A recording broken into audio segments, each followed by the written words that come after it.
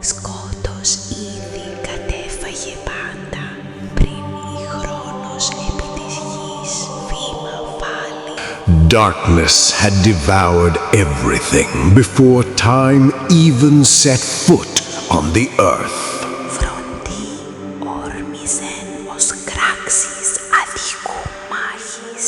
Thunder roared as the cry of a merciless battle. Θεά ανέτειλε ισχυρότερη πάσης οργής και προδοσίας. A goddess arose, stronger than any wrath or betrayal. Εγένεται βασίλισσα των όρκων και των κόσμων εις άλλαξε. She became the Queen of Oaths and changed the world forever.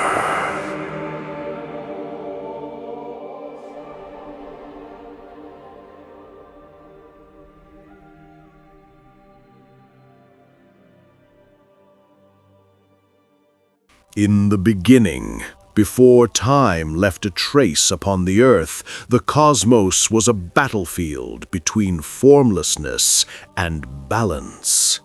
Lightning struck without purpose, and oceans had no path to the shore.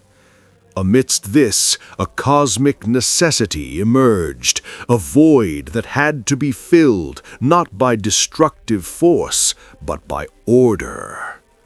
This necessity, before it had a name, throbbed in the dark womb of time. The world needed a throne, not merely for sitting, but to give meaning to sovereignty. Hera, the first daughter of time, was born in the midst of this cold chaos. But her birth was not a light in the darkness. It was a descent into an even deeper darkness. Cronus, the god of time, swallowed her out of fear of losing his authority. Within her father's belly, in the absolute darkness of the inner Tartarus, Hera learned her first lesson in godhood. Survival is the root of power. In that digestive prison, she bonded with her own will. While her brothers and sisters flailed in despair, she wove the threads of her being with patience and vengeance. Every beat of Cronus's heart was a hammer tempering the steel of her resolve. A terrifying question echoed in the black void within. Could a goddess born in captivity ever teach the world the meaning of freedom? Finally, the day of liberation arrived. By the cunning of her younger brother Zeus, Hera was hurled from the womb of darkness to the peak of light. Yet she returned with a wounded heart. She witnessed the overthrow of the Titans, not as a soldier, but as an architect, observing the destruction of the old order to build an eternal one. Amid cosmic battles, she learned that lightning can kill, but only an oath can hold the world upright.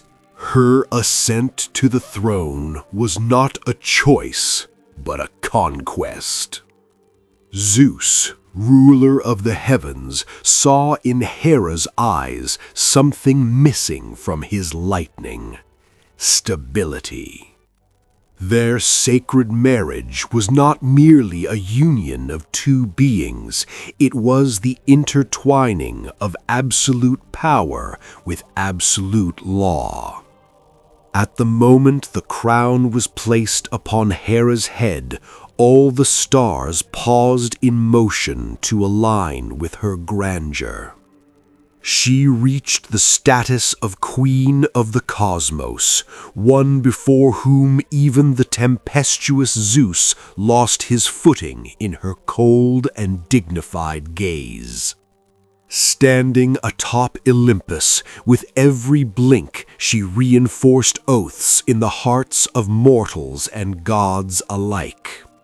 Yet behind this authority, a cosmic fissure yawned. If the guardian of oaths herself faced betrayal by her husband, would the entire universe collapse? Hera's peak of power came when she realized her dominion lay not in the obedience of others, but in controlling the inner chaos of Olympus. She alone bore the moral weight of the cosmos. Yet Zeus, by continually breaking marital oaths, struck at the roots of this order. Here, Hera reached a point of no return. Not out of feminine jealousy, but to defend the foundation of truth, she orchestrated the greatest rebellion in the history of gods. She allied with Apollo and Poseidon, and in the moment Zeus slept in pride, she bound him to the throne with unbreakable golden chains. For a few hours, the world fell into terror without fear of lightning, yet in lawlessness. The failure of this rebellion marked the beginning of Hera's philosophical transformation. Instead of physically chaining the king, she resolved to chain his will. From that moment on, Hera existed invisibly in all events of the cosmos. She ascended from the status of an eternal protesting wife to the eternal punisher. Wherever a union was conceived outside the law, Hera appeared with the terror of storms and judgment. She drove Hercules, the mightiest hero of the earth, to madness, not out of spite, but to prove that even boundless physical power is insignificant against divine law. In the age of myth's decline, when other gods gradually faded into the mists of oblivion, Hera transformed.